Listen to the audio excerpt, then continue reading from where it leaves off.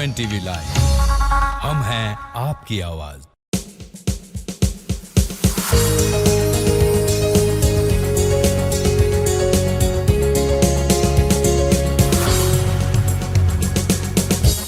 नमस्कार, UNTV live में आप सभी का स्वागत है। मैं हूं प्रगति पचोली। चलिए जल्दी से एक नजर डाल लेते हैं उत्तराखंड की आज की कुछ अहम खबरों पर। खबरों में सबसे पहले बात कर लेते हैं विधानसभा अध्यक्ष रितु खंडूरी भूषण की। देहरादून स्थित विधान भवन में आज विधानसभा अध्यक्ष रितु खंडूरी भूषण की अध्यक्षता में गैरसैंण विकास परिषद की बैठक आयोजित की गई। बैठक में गैरसैंण के विकास को लेकर गहन चिंतन किया गया। इसके साथ ही बैठक में गैरसैंण विकास परिषद ने 9 लंबित योजनाओं को अनुमोदित भी किया।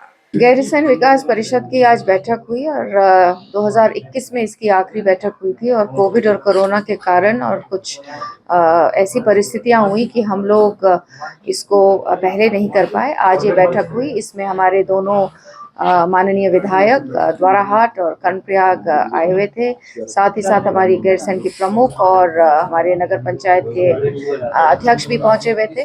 खबरों में अब बात कर लेते हैं विपक्षी दल कांग्रेस की। देश के सबसे बड़े उद्योगपति अडानी पर आई हिंडनबर्ग की रिपोर्ट के बाद से ही कांग्रेस सदन से लेकर सड़क तक केंद्र सरकार को घेरने की कवायद में जुटी हुई है। आज कांग्रेसी कार्यकर्ताओं ने LIC और SBI के दफ्तरों के बाहर केंद्र सरकार के खिलाफ जमकर विरोध प्रदर्शन किया।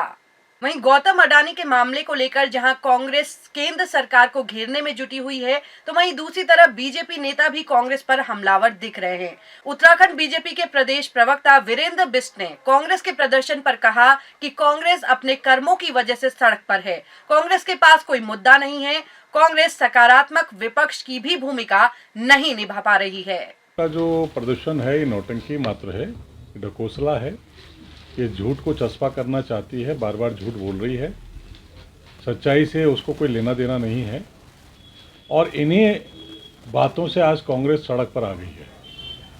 कांग्रेस कई रचनात्मक विपक्ष और सकारात्मक विपक्ष के बारे में उसने कभी कुछ काम नहीं किया है।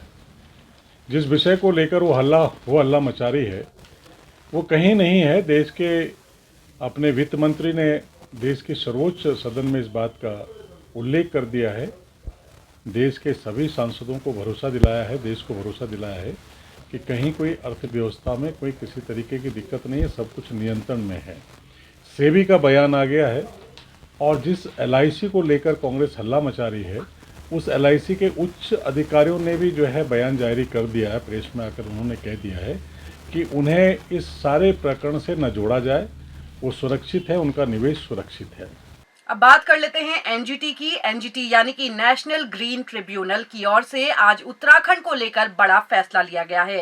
दरअसल NGT ने उत्तराखंड में गढ़वाल मंडल विकास निगम के 2 खनन पट्टों पर रोक लगा दी है।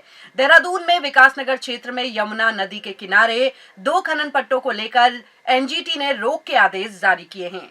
हालांकि प्रदेश के खनन सचिव डॉक्टर पंकज कुमार पांडे का कहना है कि कोर्ट में इस मामले से संबंधित तथ्य रखे जाएंगे, क्योंकि इन दोनों खनन पट्टों से राज्य को बड़ा राजस्व मिलता है और ऐसे में राजस्व का नुकसान भी हो रहा है। इसलिए देखा जाएगा कि आखिर पैरवी करने में कोई कमी हुई या फिर NGT को विस्तृत जानकारी नहीं दी गई। देखिए, बहुत सारे पॉइंट्स हैं, उन्होंने कई चीज़ें कही हैं। जो कुछ इश्यूज़ हैं कि कौन क्या डिसाइड कर सकता है, कौन अथॉरिटी क्या कर सकती है और कितना डिस्टेंस होना चाहिए, इन चीज़ों पे कहा है।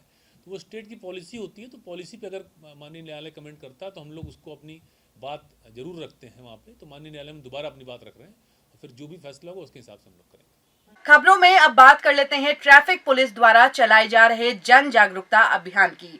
बढ़ती सड़क दुर्घटनाओं पर विराम लगाने के लिए ट्रैफिक पुलिस की ओर से इन दिनों विशेष जन जागरूकता अभियान चलाया जा रहा है। इसी के तहत आज देहरादून में ट्रैफिक पुलिस ने अभिभावकों को अपने नाबालिग बच्चों को वाहन न चलाने देने के लिए जागरूक किया। पिछले हफ्ते हमारे द्वारा मेरे स्वयं द्वारा सारे अभिभावकों को एक पत्र लिखकर चिंता भी जताई थी कि बच्चों को वाहन ना दें और अगर इसमें कोई सुधार ना आए तो हम कार्रवाई करने पे मजबूर हो जाएंगे।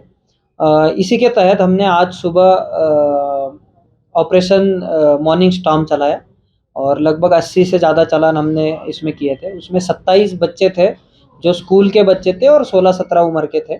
सारे वाहन हमारे द्वारा सीज किए गए और सबको हमने 25,000 रुपये तक का चालान कर दिया है और जो कोर्ट भी भेज चुके हैं। तो ये थी उत्तराखंड की आज की कुछ अहम खबरें जिनसे हमने आपको रूबरू कराया है। उत्तराखंड की अन्य खबरों को जानने के लिए आप हमें लाइक, सब्सक्राइब और फॉलो करना ना भूलें। नमस्कार।